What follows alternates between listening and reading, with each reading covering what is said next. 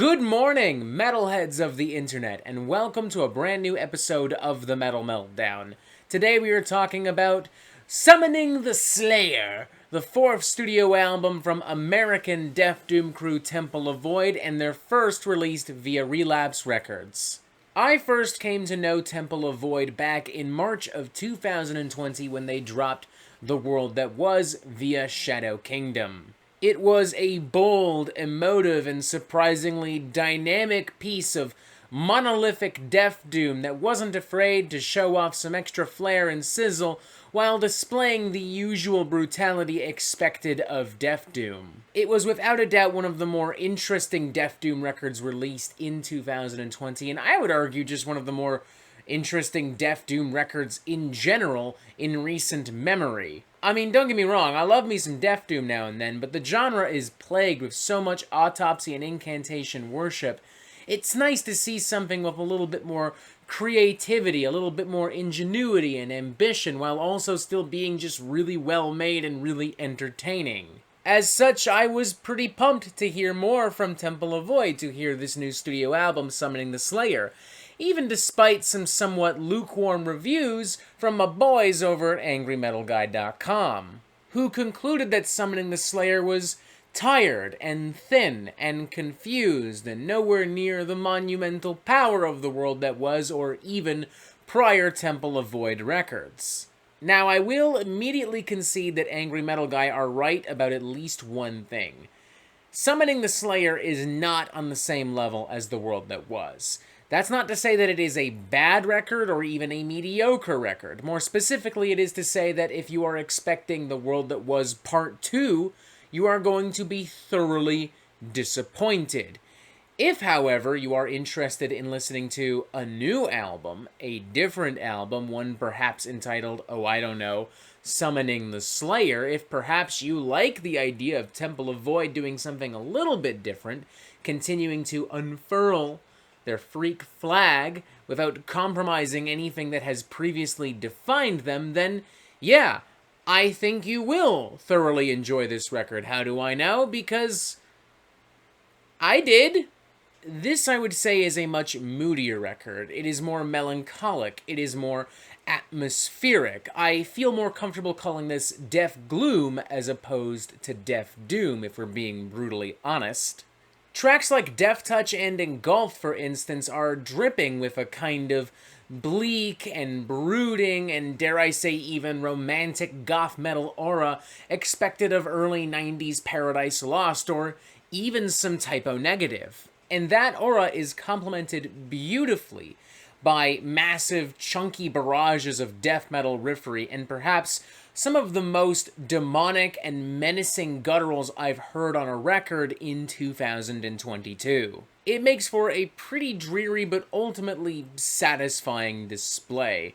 Same goes for the track Sequence of Rot, in which Temple of Void dial the doom metal influences up a little bit higher while maintaining the melancholy and the gloomy, murky atmospheres. It is a grueling, lurching, slow-moving beast that is absolutely miserable throughout a duration of its runtime. It genuinely does feel as if there is a creature rotting before you very slowly and very painfully, and it is doing everything in its power to get you to help it. As we get closer to the end of the song, the beast begins to panic. It begins to realize, oh god, I might actually fucking die here, and therefore begins to exercise a little bit more energy and aggression with some louder percussion and some bulkier riffs, leading to a pretty dramatic and cathartic conclusion. I'd say, all things considered, this is one of the strongest cuts on the record.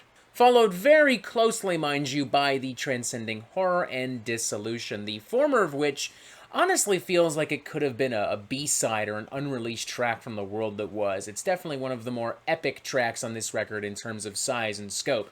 The latter of which feels a little left field initially, but is nonetheless a welcome addition to the record, closing this out on a surprisingly tender note with some psychedelic folk and prog rock akin to, like, Black Sabbath's Planet Caravan, but with just the tiniest dash of Jethro Tull.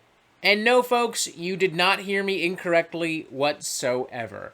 For obvious reasons, this might end up being a controversial track, but honestly, I really enjoyed it. The closest thing to an issue I have with it is that I think it would have worked better being placed closer to the middle of the record, acting as a bit of a palate cleanser after so much crushing and miserable death doom / death gloom. And if you're sitting there in your seat right now thinking, I don't know, Robert, this sounds a little too funky, a little too artsy-fartsy for my liking, I just want my meat and potatoes death doom, don't worry. There's still little bits and pieces of that as well. Take, for instance, the super chunky, stewy opening track Behind the Eye. Or better yet, the bona fide death metal rager of Hex, Curse, and Conjuration, which genuinely has the urgency and momentum of, like, classic Immolation or Morbid Angel. I really gotta applaud Temple of Void for going in a different direction with this record, for not literally just remaking the world that was, like so many other bands in their position probably would have done. They got a little weirder, a little crazier, a little bit more emotionally honest and revealing and brutal without compromising the things that have made their music so appealing thus far. Like, yeah, again, it's not on the level as the world that was, but I don't think it's trying to be. I don't think it really wants anything to do with that record. I think Summoning the Slayer wants to be Summoning the Slayer, and I think it does a pretty good job at being that. I think I would honestly give this a 4 out of 5. I don't really have any legitimate complaints or criticisms. I think everyone sounds fucking fantastic. The production is great. I do think I prefer The World That Was overall, but I think this is a more adventurous record, and in some ways, as a result, a more interesting record. I've no doubt that this will probably help Temple of Void appeal to a slightly larger audience. I'm curious to see where they continue to expand on a lot of the ideas and influences that are present on this record. It's just a great record, man. What more can I say? It's exciting, it's different, and it's probably one of the better Death Doom records I've heard in 2022. So, 4 out of 5, it's fucking great. Once again, check it out. And that is it for the Metal Meltdown. I'm not an expert, nor do I claim to be, so what do you think? Do you like this record? Do you not like this record? And what do you want to hear from me next? And thank you for watching. Make sure you press subscribe right here so you get updates on the Metal Meltdown fucking immediately. And as always, you have yourself a fantastic fucking day.